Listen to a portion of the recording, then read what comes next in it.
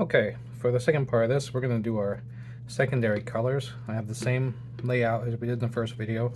Orange, violet, green, back to orange. So we're going to start by mixing up our secondaries. Get a nice big puddle of it, because we'll be coming back to it throughout. That's going to be my orange. Paint's starting to dry up, but you can just move it around a bit to get that, break through the skin that's dried.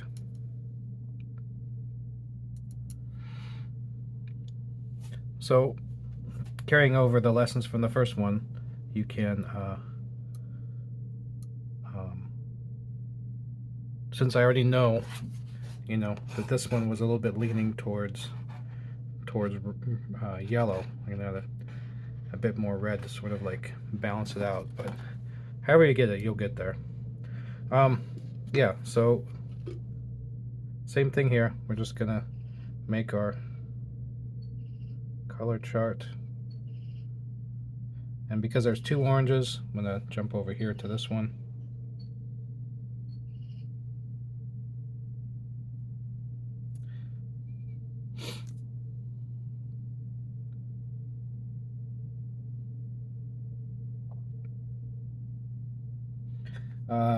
Keep in mind the thinner watercolor does dry lighter. The thicker it is, it doesn't dry quite as light, but the thinner you get it, the lighter it dries. So it paints darker because the water's in there, and then it'll get lighter. So it's something to keep in mind.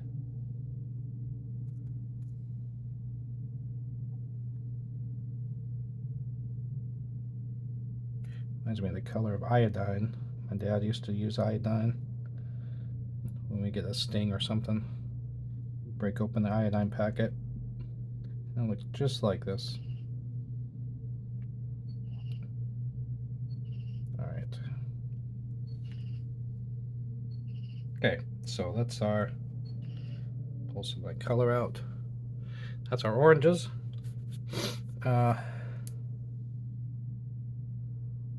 So the easiest way to do this would just be to mix up your other colors at the same time. I got a bit of green in there. I didn't clean out my brush good enough. This is how I clean my brush to keep the water from getting dirty. So the brush is pretty much clean now. I'm just gonna move over, since I have another square, I'm just gonna move over here to make my violet. I'll use that for my green later.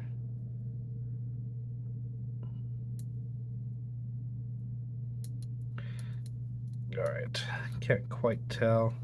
It looks a little bit towards the blue side, so I'm gonna add a bit more red to it. Okay, that looks good.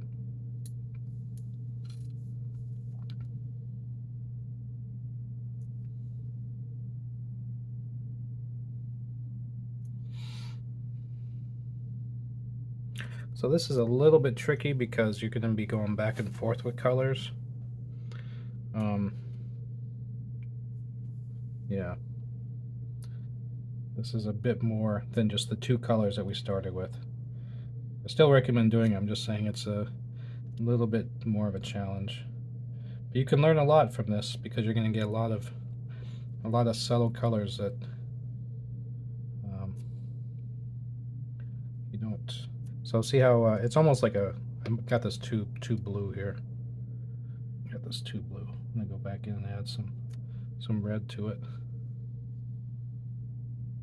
There we go. That's better. Can't tell when it's so dark like that. Harder to tell. Oops. All right.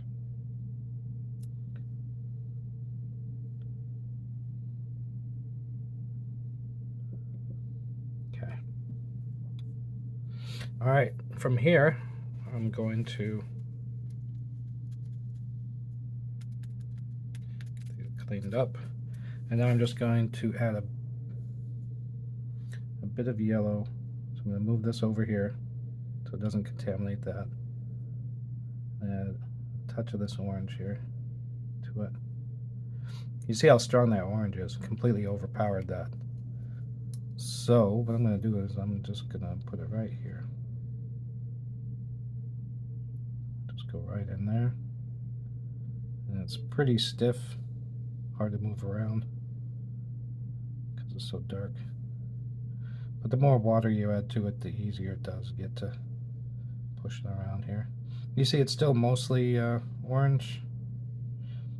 So this is how I get my browns. I mix up an orange and I'll add a touch of blue to it.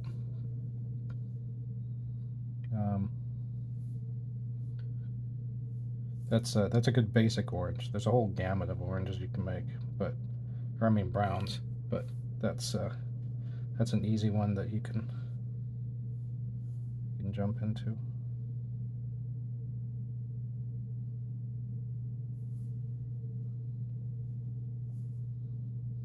Okay, so from there, take it. The brush is clean. Take a bit more orange.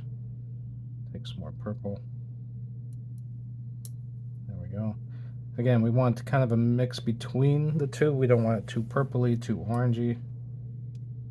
It can be a bit of a challenge, so don't worry if you don't automatically get it. But watching these, if you don't do them yourself, you're doing yourself a disservice. If you just like look at somebody else's, because they're not going to give you the same information you'll be getting, because your paints are different, right? So it's really important to do them yourself, so you can see what your paints do, and then you learn how everything reacts to each other. And you learn about color mixing, which is really the most important thing. You don't learn that from just, looking at this. You learn it from doing, you know what I mean? You have to actually do it. So, we're just going to mix up a purple that's got a little bit of orange in it. There we go.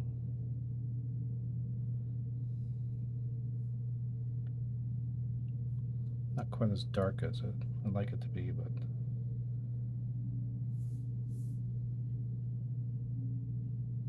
yeah, it's pretty light. So if you find yourself running out of paint, just go ahead and mix up some more. That's okay. I won't judge you. And because I know, so I'm gonna cheat a little bit since I know what I'm doing. With not that I know what I'm doing. I hope I know what I'm doing, but I'm just gonna add some yellow to it because I know that I want it to be. See, that's much darker. That looks much better. But this looks more like this color here. I'm actually gonna go in and put it here. Add a bit of water. There we go. Yeah, see, that looks more neutral. Alright, cool. And then I'm going to add a bit of blue to it. Because I want purple, I'm going to add a bit of blue and a bit of red to it. And this is where it gets tricky because now you can start adding too much of one color, too much of another color. So, I'm going to work with this here. I know I want it to be more violet here.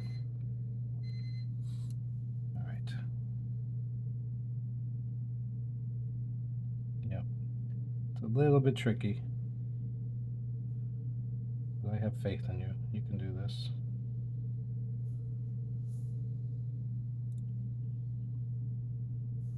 And believe me, even if you do this and it fails miserably, you've still learned how to mix colors, how to do these things. So you're definitely not doing this for nothing. Believe me, this is important. I mean, it's not as important as like saving lives, but when it comes to watercolor, it's important. All right, my colors are getting pretty messy. I think my blue's okay, but my yellow is looking pretty gross. Normally I would just clean it and put some more in, but for sake of time, I'm just going to put some in the corner here.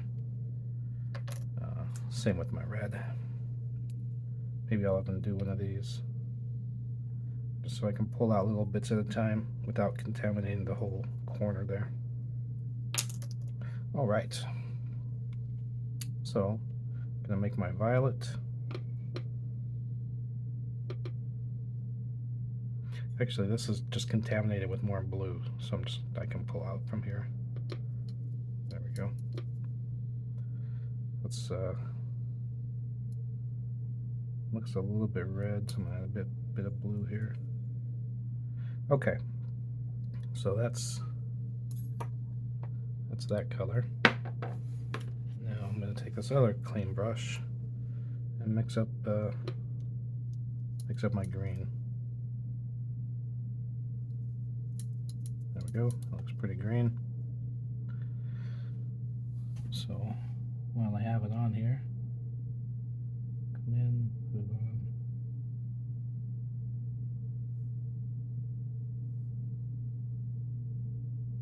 Actually, this looks a touch teal, so that means there's a bit too much blue. So I'm going to add a bit more yellow to it.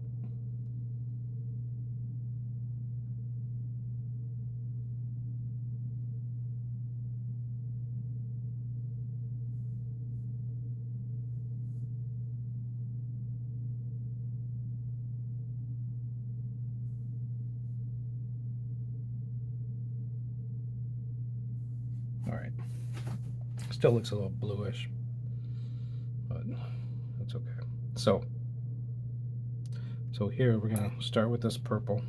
Go over here, come back, get a bit of the green, a touch of the green. Not much, just a little bit. Well, I guess you need more than that. It's pretty strong. There we go. So this is gonna start getting a little mucky. This is where your grays come in. Getting a violet, adding a bit of yellow. That's your complementary color for violet. This is gonna be, these are where your grays, yeah, that's how I make gray. Violet with a little bit of yellow.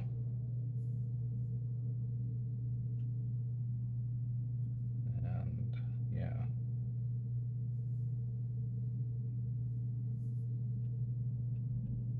You can see already it's looking less rich, more nuanced. So same thing here. I'm just gonna, what brush did I just pick up? Make some more green.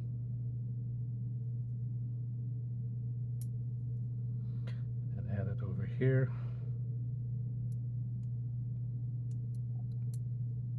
So this is actually now mostly green with a bit of purple. I didn't intend this, but I'm gonna use it because I've got it on my brush. Come over here, put that in. Now you notice it's gonna have it's gonna be a bit more like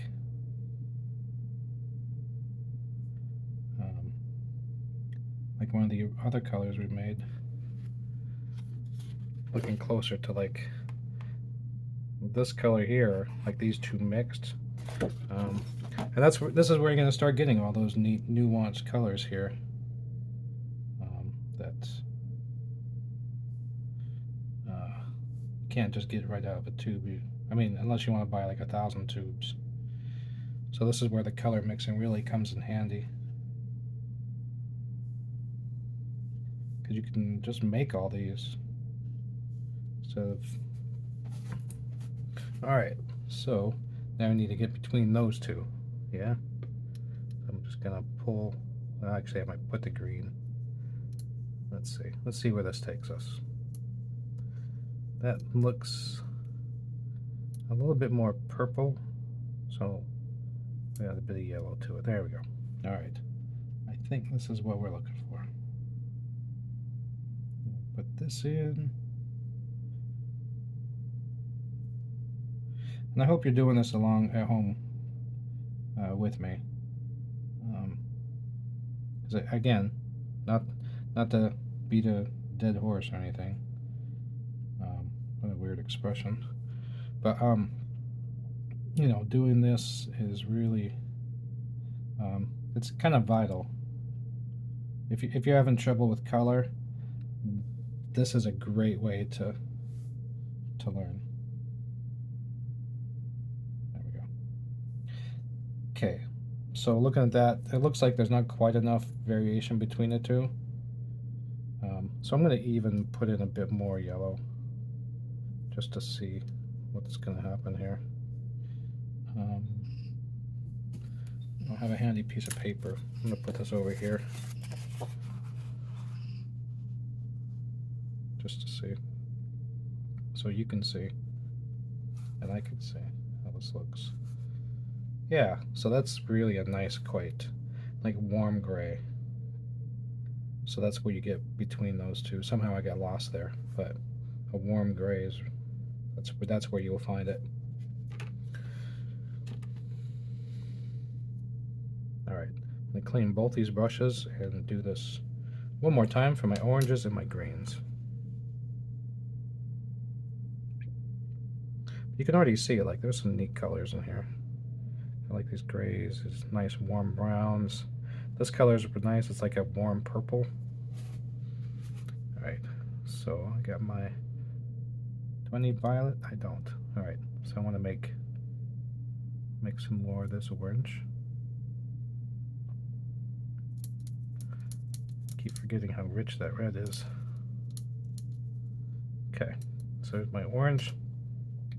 Gonna make some more green in a new pile over here, maybe. This is just green here, I think. Yeah, it's already green. Okay, and then a bit of yellow. There we go. Maybe a bit more yellow. So when you're mixing these colors, if you put the color like that you're going to add, if you put it down first on the edge, and then you can bring it in a little bit at a time until you get the color that you're looking for. It's a little bit easier than putting it right in the middle, mixing, and then it being too much, and then putting another color in, mixing it. If you pull it from the side, and then pull a little bit at a time, it's a lot easier. So let's try this.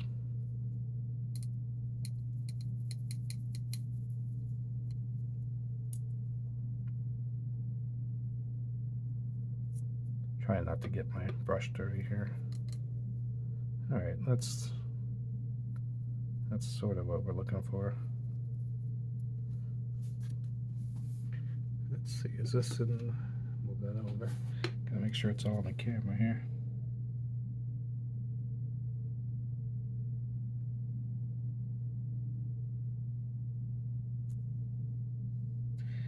Yeah, and if you, oops, pretty dark, pretty light, I mean. If you use like a different blue, you're gonna get a whole different range of other colors. If you use a phthalo blue, for instance, which is a pretty intense blue. I don't normally recommend it for my classes because it's a very stainy color, and once you put it down, it's there. Like there's no getting around it.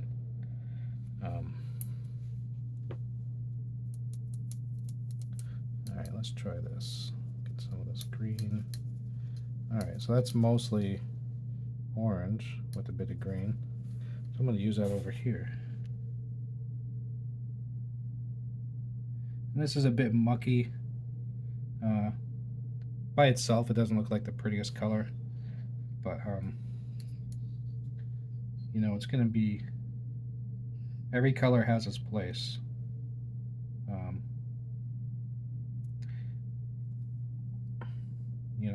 When you're painting something, you'd be surprised how well that color will fit into somewhere that you wouldn't expect.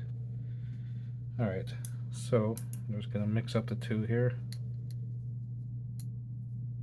Try to get a nice balance between green and orange.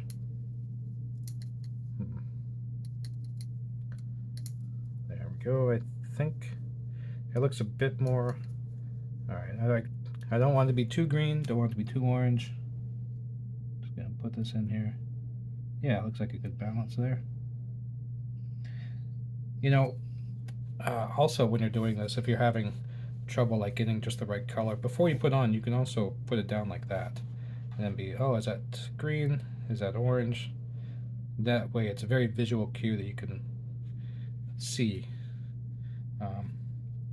I should have mentioned that at the first of the video. My apologies. It's a really useful thing to do. All right.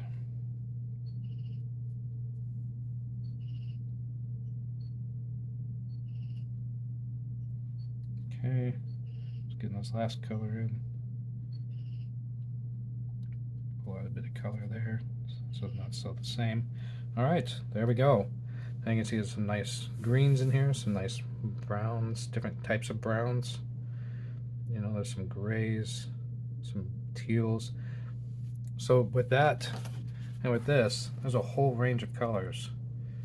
And so when you're looking at something, you really can hone in on what color it is. Like if I have this bottle here, looking at that, I can see, oh yeah, it's right in here. It's right in this sort of range. And kind of play around with that. It's sort of bluish. Yeah, it's a bit of a bluish green here. So, and then you know, my hand next to it.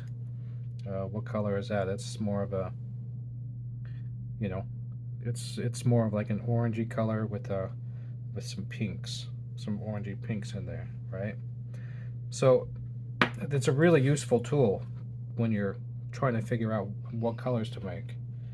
And if you do this, you'll take your watercolors, at least their colors, to the next level.